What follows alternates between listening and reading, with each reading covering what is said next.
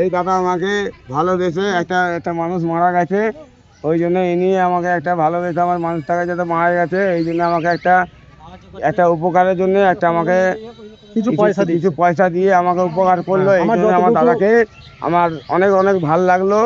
এই নিয়ে দাদাকে আমি একটা ধন্যবাদ দিচ্ছি। তো আমি এইখানে এসে দেখছি একটা অন্যরকম ব্যাপার হয়ে গেছে। দাদা যে মারা গেছে এই দাদার কেউ নাই, ঠিক আছে।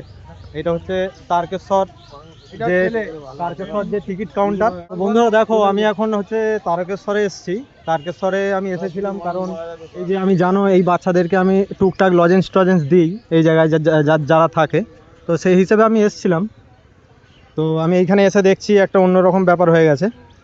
এখানে একটা দাদা ছাদ থেকে পড়ে মারা গেছে, তাই তো?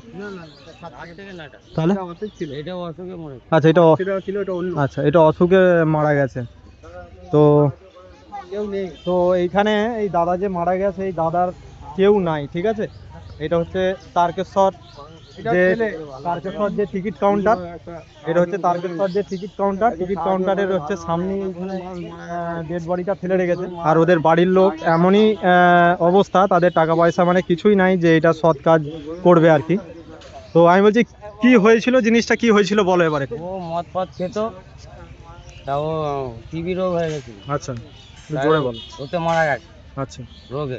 আচ্ছা, তাই ওকে নিয়ে এসে আমরা এই চাঁদা ফাদা তুলে উদ্ধার করতে হবে তো। হ্যাঁ, ওই জন্য ওকে নিয়ে এসে আমরা চাঁদা ফাদা তুলে ওকে উদ্ধার করবো। এখন অনেক কিছু কিনতে হবে এর কিছু। এখন ওর বাড়ির লোক আসেন, ওখানে আছে মেয়ে ছেলেরা। আচ্ছা, আর ওদের পাড়ার ছেলেরাই ওখানে তাস পাস খেলছে। আমরা তো বাইরে খালি দেখতে গেছিলাম, আচ্ছা, আমরা গিয়ে তুলে নিয়ে এলাম। বুঝতে পেরেছি। তো ওখানে যারা একসাথে থাকে তারা ওরা কেউ আসে না, ওরা সব ওদের নিজেদের মধ্যেই তাস পাস খেলছে।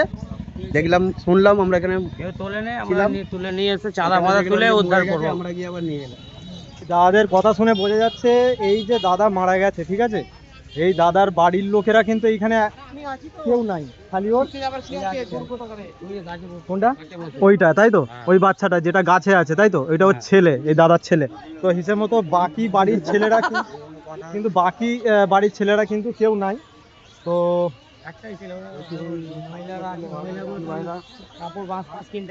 আচ্ছা, তো এদের বাড়ির লোকেরা মানে মহিলারা আছে, বাড়ির ছেলে বলতে এই একটাই ছিল। আমি যতটুকু পারবো এই দাদাটাকে দিয়ে আমি সাহায্য করব, ঠিক আছে। এই দাদা আমাকে ভালোবেসে একটা একটা মানুষ মারা গেছে, ওই জন্য ইনি আমাকে একটা ভালোবেসে আমার মানুষটাকে যাতে মারা গেছে এই জন্য আমাকে একটা একটা উপকারের জন্য একটা আমাকে কিছু পয়সা দিয়ে আমাকে উপকার করলো। এই জন্য আমার দাদাকে আমার অনেক অনেক ভালো লাগলো। এই নিয়ে দাদাকে আমি একটা ধন্যবাদ দিচ্ছি।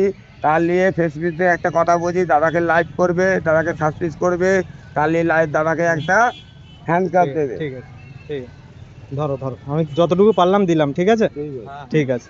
তো আমার আর বিশেষ আর কিছু বলার নাই, যেহেতু দাদা এইখানে মানে আমি একটা কাজে এসেছি।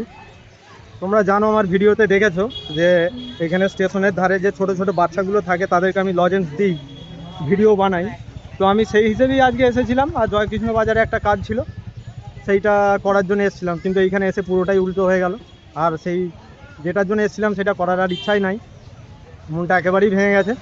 তো চলো, এই হচ্ছে ব্যাপার। এরপর আমি বাড়ি চলে যাব, আর ভালো লাগছে না। আমার তরফ থেকে যতটুকু দেওয়ার আমি দিয়েছি, ঠিক আছে। তো কালকে দেবো আবার, এখন আর না। তো আমার তরফ থেকে যতটুকু দেওয়ার আমি দিয়েছি, আমি সোদপুর চলে যাব। কি আর বলবো, মন একেবারেই খারাপ হয়ে গেছে। তাহলে কত রকমের পরিস্থিতি মানুষের আসে বুঝতে পারছো। একটা মানুষ মারা গেছে কিন্তু তার হচ্ছে একটা সৎ কাজ করার মতনও পয়সা নাই, ঠিক আছে। তার মানে তার কতটা অবস্থা খারাপ, কতটা পরিস্থিতি খারাপ হলে এই জিনিসগুলো হয়। তো চলো, আমার ভিডিওটা করার মানে কোনো ইচ্ছা ছিল না যে আমি ভিডিওটা করে আমি মানে ওই মরা মানুষের ভিডিও করে আমি করব, কিন্তু আমার কিছু করারও থাকে না, মনে হলো যেন একটা ভিডিও করি, তো সেই হিসেবে আমি ভিডিওটা করেছি। আর চলো, আজকের ভিডিও আমার এইটুকুনি। যারা আমার চ্যানেলে নতুন আছো সেই চ্যানেলটাকে ফলো করো। আমি এখন আছি তারকেশ্বর, আমি এখন তারকেশ্বর বাস স্ট্যান্ডে আছি। এরপর আমি বাসে করে আমি যাব হচ্ছে তোমার সোদপুর। তো চলো, এরপর কোনো অন্য ভ্লগে দেখা হবে। তো আজকের মতো টাটা।